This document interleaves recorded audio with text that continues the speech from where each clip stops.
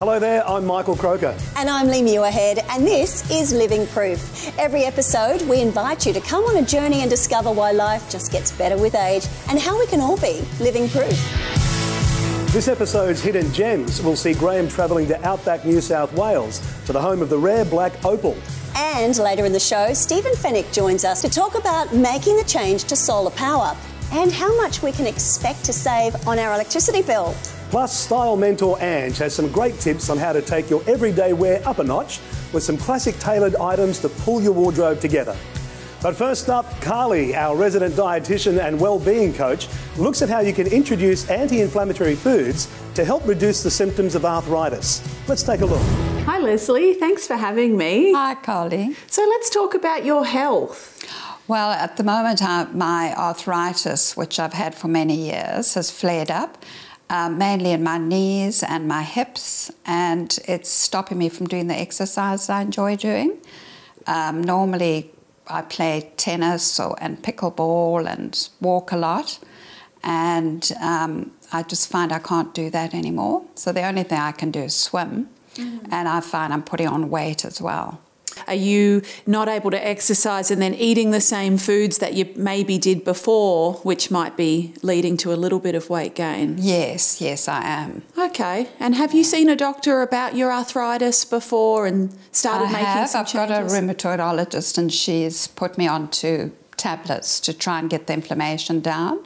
And she said it's just a matter of managing it with diet and eating healthy and exercise as well, to try and keep up the exercise. Well, there's certainly some food ideas we can give you in terms of reducing inflammation in the body, and perhaps some tips as well about weight management if you're not able to exercise as much. Does that sound like something you'd like to talk about today? That sounds good.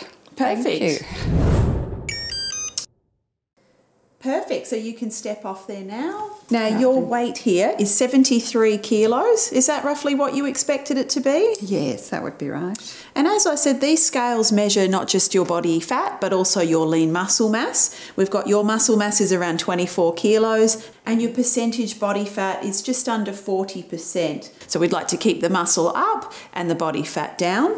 The scales also measure what's called your visceral fat around your midsection by sending that signal through your body, and yours is at a 15. So I'm sure you'd probably like to get rid of some of that fat around your midsection. That would be great, yes. Great. So should we go and talk about your diet now? Thank you. So there's two issues that Leslie would really like to cover today. One is reducing that inflammation in her body that she's getting as part of that arthritis. Now this is causing Leslie to not be able to exercise as much, and then she's finding that she's now taking in more energy than she's burning off, leading to a little bit of that extra weight gain around her middle that she'd like to reduce. So what I'd like to talk with Leslie about today is some anti-inflammatory foods. Now these aren't a cure for arthritis, but they can reduce some of those symptoms, might get Leslie out moving again and get rid of some of that excess weight that she's carrying. So it's really important to include foods such as omega-3 fatty acids, which are found in a range of plant and animal foods, and these have been linked to reducing that inflammation in the body. So I'd like to talk with Leslie about some of these foods and changes she can make in her diet today and get her out moving again. So Leslie, would you like to take me through a typical day's eating? What was this breakfast? Yes, I'd probably have a boiled egg, or we'd have oats porridge with toast and marmalade or honey. Then lunch, we'd probably have cold meats, salads, and then dinner, a salmon or a meat, and then 3 vegetables. Biscuits at tea time, but yeah, that would be a typical day. Okay, so look, your diet does look quite healthy. If you can't exercise as much with the arthritis, we want to sometimes reduce some of those treats which can add extra energy in and lead to weight gain. You're doing some really good things already in terms of inflammation in your body. There are some suggestions though that I can make to increase some of those anti-inflammatory foods in your diet. Flaxseed, it's also called linseed, is very high in omega-3 fatty acids. Another particularly anti-inflammatory food is turmeric. If you eat turmeric and you have it alongside some black pepper, the absorption of the turmeric and those anti-inflammatory effects is increased by 2,000%. So what you could do, Leslie, is make up your own salad dressings. I'm sure you've got extra virgin olive oil in the pantry. Yeah, I have. Yeah, so you could use something like extra virgin olive oil, a little bit of citrus juices, maybe some of the turmeric and black pepper, even some of the flaxseed. Shake up a dressing and pour that on your food, and then you've added those extra healthy benefits and reduce that sugar. Does that sound like something you could do? Yes, very good. So that's another way of being healthy. The other thing I could suggest in terms of your salmon here is making up something like a crust when you're cooking your salmon. So using things like walnuts, so these are also very high in those healthy omega-3 fatty acids, and then your flax seeds, bit of olive oil, maybe some lemon, making that into a crust just further gives you extra benefits of those anti-inflammatory foods. Oh, sounds good. Great. Yeah. Some wonderful insights there, isn't there? Absolutely. It's tough though, isn't it? Like with arthritis, you can't exercise, but you need to exercise. Yeah, absolutely. And I think what I found fascinating was there are things you can do from a dietary perspective to offset the inability to do the exercises. So the very fact that you can put into the body foods that are going to be anti-inflammatory is a bit of a revelation. I know. Actually, our diet plays such a big part, doesn't it, in everything we've learnt so far as well. Yeah, it's fascinating. Well, you know what? It's time to talk fashion. Now, Ange is about to meet Robin, who is looking for a new look to go with her new life. Hi everyone, we're about to meet Robin, who has jet-setted all over the world as a flight attendant in her younger years, living in exciting places such as San Francisco and the Rocky Mountains. She calls Toowoomba home now with her little dog George, and she tells me she needs help with her style and putting everyday looks together. And I am here to help. Let's go meet her.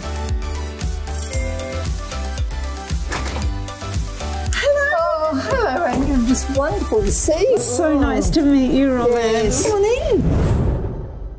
Oh, Robin, thank you so much for having me. It's so nice to be here. Oh, well, thanks so Your much for lovely making home. the effort to come here. Oh, you're welcome. You and George, he's adorable. Yeah. Is he your bestie? Indeed he is. Yeah. So I know you've lived a very amazing, very full life. Tell me where you're at now. Like, how do you feel in this stage of your life? Well, I turned 70 and I made some changes. I came into GemLife from the Gold Coast and I've been here probably about 6 months now and it's probably the best move I've made. I'm in a good place, you know, I've got nice surroundings, making new friends at the age of 70. I mean, who would have thought?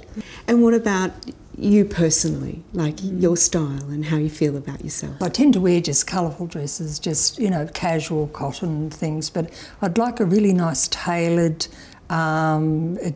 smart look, you know.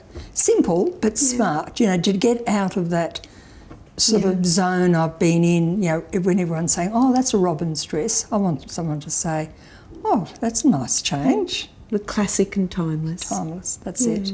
I've actually got the perfect outfit in mind for you. Have you? Make you all fresh and modern. Oh, lovely. And be able to, you know, walk with confidence. Yes. I think that's the main thing. Yeah, to feel good. Yeah. Like to own the room. Oh, absolutely. You've got to own the room. Yeah. So I can see all your print dresses. I think we need a few more coordinates, which I can absolutely do for you. Get you some nice classic pieces to then work all your prints. I can see all your shoes. I can see what's missing. I think I know. I've just got the perfect outfit for you, Robin. I have faith in you. Yeah. Come with me. Robin's wardrobe, like many women, is full of printed dresses and tops. But what she's lacking are those classic coordinates, those top 5 to 10 pieces that really pull your wardrobe together. So as you move through your middle years and beyond, it's really important to have those pieces because that's what's going to make your wardrobe all come together. So those essential items I was talking about are your classic tailored black blazer, white shirt, basic pant, those items that really can pull your prints and pops of colour together to create really great everyday outfits. And that's exactly what I've done for Robin, and I can't wait to share that with you. Oh, Oh, I'm guilty of that, Robin and I. I mean, on my wardrobe, I've got lots of clothes, but I need those key pieces to bring it together. Ange makes so much sense. Yeah, she does. And she knows to ask all the right questions when she's with somebody, getting a sense of their character, their colours. And when she gets to makeover stage, she's right there in tune with that person. Oh, she's got all the answers. Actually, I've got an answer for you. Yes. Well, question first. How would you like to save money on your energy? Who wouldn't want to save money on their energy? Okay, well, with so much variation from state to state on household solar rebates, it can be hard to get a clear picture on the costs and the benefits. But I've got the man who's going to give us all the answers. Welcome, Stephen. Hi, guys. Hey, mate. All right, we're talking solar panels. Okay, and financial incentives. Now, they're still out there, I hear. They are, yeah, plenty of rebates state to state. So that range from a couple of $1,000s to several $1,000s to help take the edge off the cost of installing that initial solar system. So a lot of people, customers shopping around to see what's out there, but there are these little bonuses that you can get to help get you on your way. Now, Steve, we've all heard that phrase, a feed-in tariff. A feed-in tariff is when you have a solar system and you're producing excess energy that you can put back into the grid. Right. So the feed-in tariff is a cost that you're given a payment of a few cents per kilowatt hour. So the more you put in, the more you get back. Yeah. All right, so what size do you need? Like, how big do these panels have to be? I mean, what if you've got a little house? Well, it's not a one-size-fits-all solution. I think you really need to take a look at A, the size of your home, but B, the amount of energy you use. And it's a good idea to maybe look back at a couple of years of your energy bills to see just exactly how much power you're using.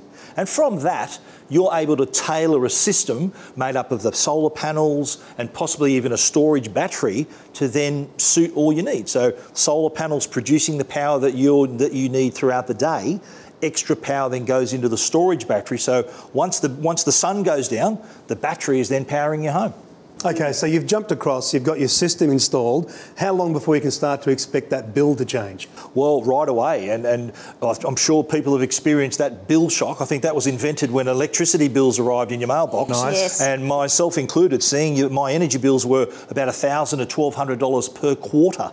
So if you can harness the free energy from the sun with your system, then you'll see those savings right away. Could you end up with not having a power bill? Absolutely, yeah. If your system's big enough, you can be completely off the grid and producing enough energy to put back onto the grid. So it really depends on the amount of panels that you want to use, the size of your storage battery. So all those factors, one system doesn't fit everybody. So you need to really take a look at your own situation, but absolutely, you could be completely off the grid. So, Stephen, is there a trend to look at this as an investment? Yeah, I think that's a really good way of looking at it, because I think at the end of the day, adding a solar system to your home, I think adds value to your home. So when it comes to sell your home, your buyer is going to think, well, my energy needs are already met here. There's no bill for me to pay. So I think looking at that way is really smart. And the amount of money we're talking about, you're talking maybe $25,000 to $30,000 in some cases, but that's sort of similar money that you would spend on like a kitchen or bathroom renovation. But how many of those renovations pay you back over time? Like the energy prices are on the rise. So over 4 to 5 years, that investment is going to be repaid in that period. So I think an investment's a great way of describing it. So you're talking panels and battery, or are we just talking panels? Well, panels, you could start off with the solar panels, and the beauty of the system is you can even add more panels later if you like, and then maybe add a battery as well. So it could be like a modular system that you decide to go with. But the size of your system depends on the number of panels that you include, which can be added to later. Like in my case, I've got 27 panels on my roof, but down the track, I might think I need more. My wife might buy an electric car as well, and we're using more power. So it is adaptable in that way. Steve, as usual, you're a wealth of information, mate. If you had to put it all together, what are some of the top takeaways for people? Well, I think look at what you're using right now, the amount of power you're using, so that way you get an idea of the type of system, the size of the system you require. Think about maybe adding the storage battery later if you want to maybe cut down the costs initially, add the battery later. Right. But also you've got great peace of mind that it's for the environment, you're using this renewable energy. I think that will sit well with people knowing that they're producing their own power, they're not a burden on the grid. Steve, thanks so much. Some terrific insights there as usual. Much appreciated. My pleasure. All right, it's time to get off the roof and we're going underground with Graham to learn more about the magnificent black opal and, as always, meet some great local characters.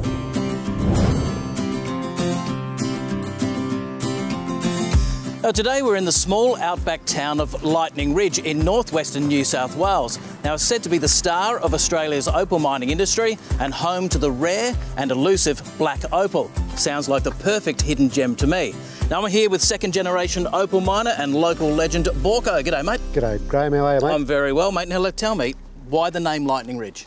Well, it's funny you ask that. The actual spot where we're standing here on this little ridge is where Lightning Ridge got its name. In the mid-1800s, there was a drover driving 600 head of sheep through here, and there was a storm brewing, so he took refuge on this little ridge here, and through the night there was a massive storm, and the story goes, killed his sheep, horses, dogs. Some reports say that he got killed, and this little ridge was known as Lightning Ridge, and then we adopted it once we found the opal and to where the town is now. There you go.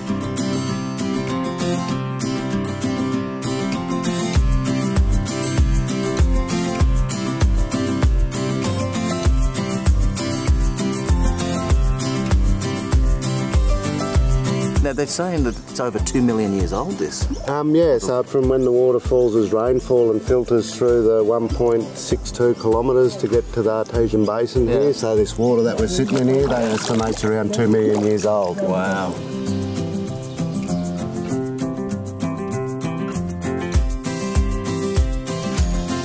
Pretty special stone, isn't it, Graham? It certainly is, mate. Yeah. Tell me a bit more about it. Absolutely. Look, this is a classic Lightning Ridge black opal.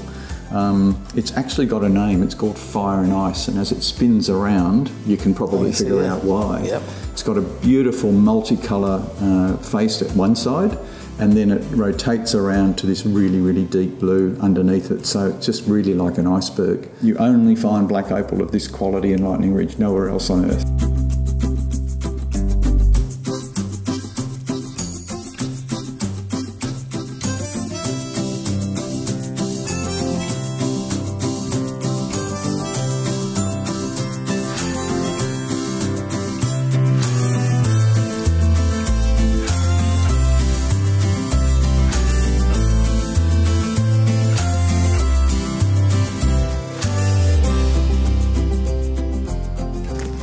So we're here at the chambers of the Black Ham, which is an opal mine, and we're 43 feet underground. I'm here with ex-miner and tour guide Darren. How are you, mate? Good, thanks, Graham. How are you? I'm very well, mate. Tell me a little bit about how this all came about. Okay, so Ron Canlon, the guy who owns the claim, tried his luck at mining, didn't do very well, decided to do mine tours. While waiting for some people one day, started carving away and using just a bone handle butter knife. Is that right? And how many sculptures are in them? Over 900, Graham. Wow, 900? Yeah. Let's go and have a look, shall we? Let's go. Wow.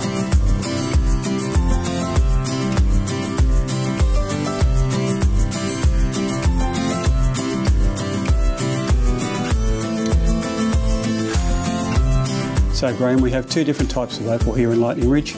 We have both seam opal, which is this right here. You can see that seam there. And also we have what we call a knobby, which is of a nodular form just like that one, both having taken more than 60 million years to form. What are you looking for before you stake a claim? Well, there are several natural indicators on the surface to guide us as to where to stake a claim. One of them is if you're fortunate enough to find a wild orange tree. Another is a big line of big old box gum trees, as they are living directly on top of a fault.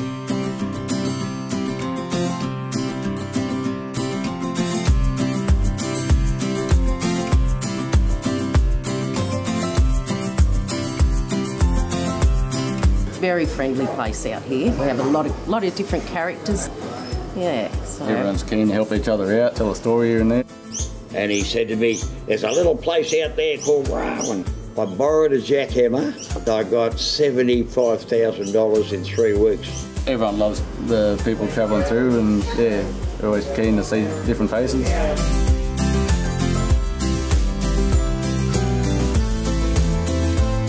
Well, Lightning Ridge, a small yet fascinating town, steeped in opal mining history and a place full of heart and community spirit. From the artesian Bourse Bar to the opal mining fields packed with lovable larrikins. I tell you what, if you're keen for an adventure, remarkable landscapes and up for a good yarn or two, then Lightning Ridge is an absolute must to visit. But as always, don't take my word for it. Come and check it out for yourself. Okay, I've got a little complaint. Graham should bring back some samples. I mean, that black opal looks stunning. Yes, he should indeed. You know what? Every time I catch one of Graham's moments, I realise how much of this country I have no idea of. And that place just looks spectacular. And it makes a lot of sense to get out there, as he says, and check it out. And if you find a random orange tree, you could stake your claim. Absolutely. Okay, Very all yours. Right now, Ange has assembled an audience and is ready to reveal Robin's fabulous modern new look. I can't wait to see her own the room. We are ready to get this party started. The champagne is flowing. Her close friends are all gathered around for Robin's reveal. She is such a fun, dynamic woman, and I can't wait to show you her new look. Welcome everyone, thanks for joining us. Well, as you know, Robin loves a print dress, but what she was missing was some classic coordinates to elevate her everyday style. Come on out, Robin.